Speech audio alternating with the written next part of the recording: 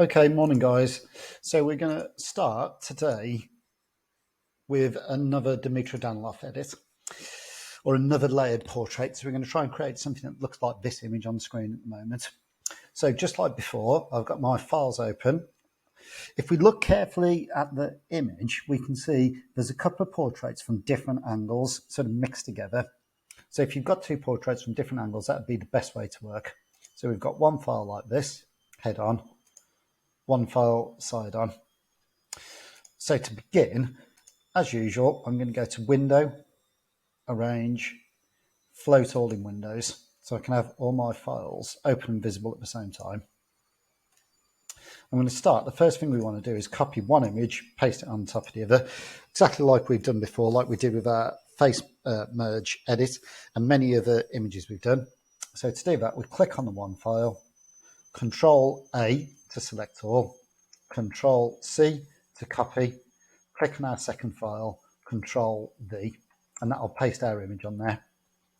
Again, if we look at the layer palette now, on the right hand side where I'm hovering the mouse, we've got our background image and we've got our layer on top.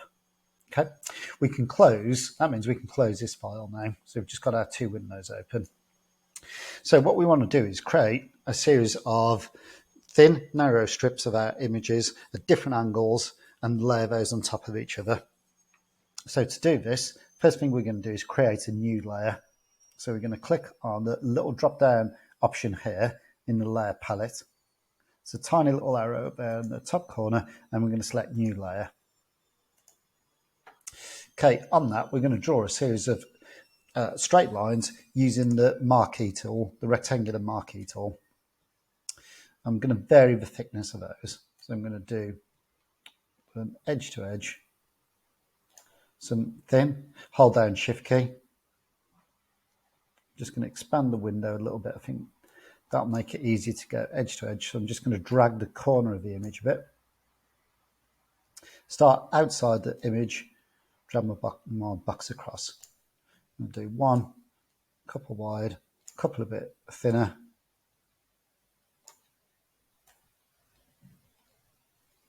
Couple wider, so they capture a bit more of the image. Thin and a bit close together, bit wider, bit narrower, narrow again, narrow and really close together, bit wider, further apart. There's no particular pattern or reason to this.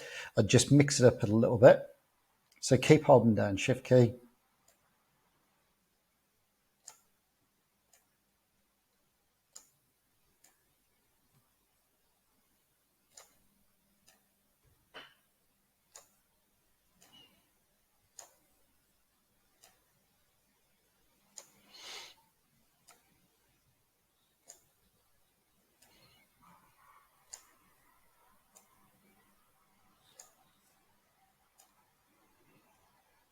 Okay, great. Then on this new layer, we're going to select Edit, Fill. And I'm going to fill that with black so it's just a bit more obvious where it is. Okay. And then select Deselect or Control D. I'm going to drop the opacity on the layer a little bit so we can see our image through it a touch. So this layer now will become our selection tool. So we're going to use this to pick different parts of the image, select them, copy them, paste them back in. I'm going to show you how to do that now. So again, I'm just going to widen this window a little bit.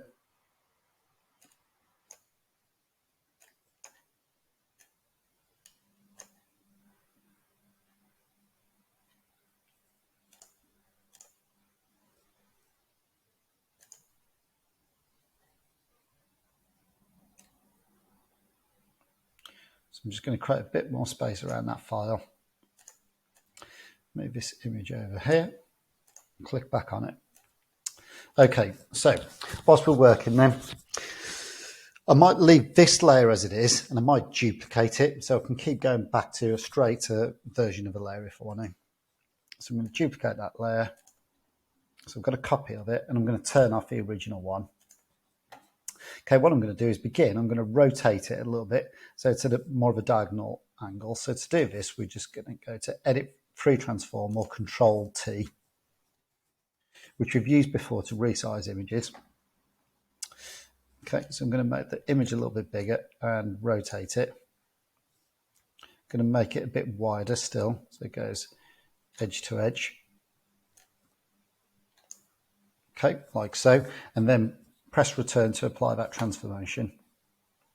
Okay, what we can do now then is select all of those black bars, or some of them, as many as we want to, by just using the magic wand tool on the left hand side. So select magic wand. If it shows this quick selection tool, right click on it or click the little arrow, select magic wand.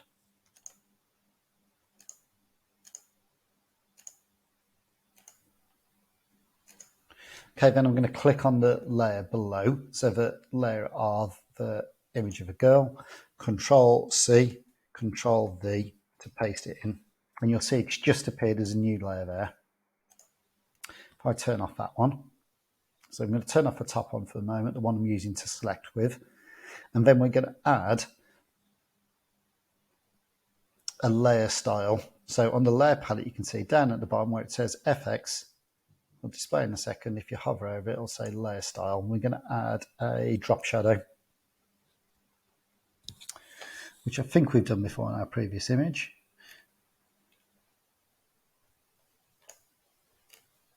I'm just going to change the distance slightly so we've got a bit of shadow on both sides. So there's a little bit of shadow on the top, thicker shadow on the bottom edge. You can adjust the spread of it so you can make the shadow wider or narrower, and you can adjust how blurred that is. I think it was pretty good where it was before, about here.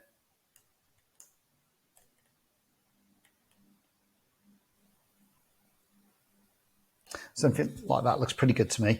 And we can change this from layer to layer. Okay, so we've got a new layer on, it's got a shadow on it. Then we're going to use Free Transform again, Control T. And we're going to use that to rotate the image, move it out of alignment so it's not in the right place. We can resize it as well, so we can drag from the corners. If we hold down Shift to keep the scaling the same, we can just drag it from the edges if we want to just make it wider. Okay, so that's our first section in. All we're going to do is keep repeating this task. So I'm going to go back to my layer that I used to select before. I'm going to turn off this layer that I've just added. And I'm going to, again, Control T. Make sure I'm on that top layer. So select the layer that I'm going to use as my selection method. Control T. And I might just rotate it in a different direction now. Rotate it, resize it, keep playing around with it. So I'm going to rotate it there and just drag it so it goes to the corners. Press return to apply. And then I'm going to copy some bits from the background layer this time. So I'm going to turn off this one for a second. Select the top layer because that's what I'm going to use to select from. And again, copy some bars.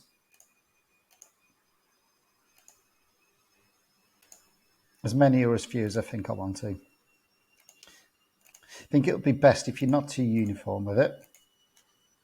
Okay, then move from the top layer onto the bottom layer, Control C to copy because I want to copy from the bottom layer, not the top layer. I'm just using that to select.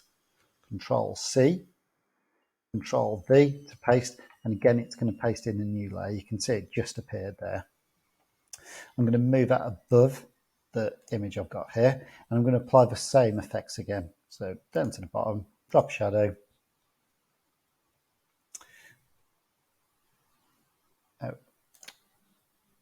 wrong effect, drop shadow, leave it at the same settings, turn off that top layer, and then again just move it so it might just be a shift it out of position a little bit. Could be that we Control T again and rotate it a little bit as well.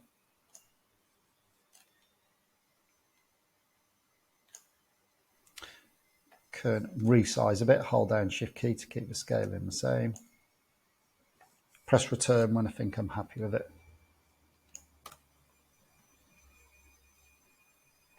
Okay, and then I'm going to put my other layer back on. And you can see how it's slowly going to start to build up a series of different sort of overlapping and intersecting layers. So turn those two off again. Go back to the original layer.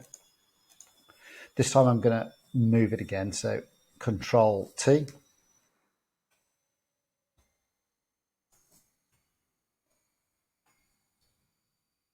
Might just need to zoom in because the file's got bigger and bigger, and then we'll rotate it so it's almost vertical. Press return to apply the transformation and zoom in again.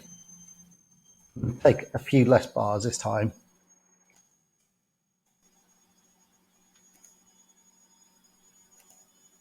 So I'm just going to take a couple of sections, click onto my background, click onto this layer I think this time. Control C to copy, Control V to paste. Repeat the same process again. I'm going to turn off my top layer, add my drop shadow,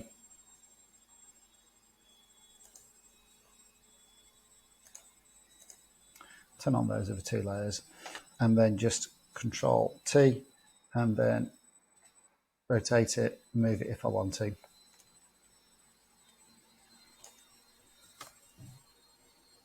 Might move this in between those two layers there. So it's starting to overlap and intersect. Okay, then back to my top layer and just keep repeating that process to add more and more complexity to the image. Okay, I'm going to pause recording and then I'll start up again, just showing you how to build more and more layers into it. Well done so far, guys. Good job.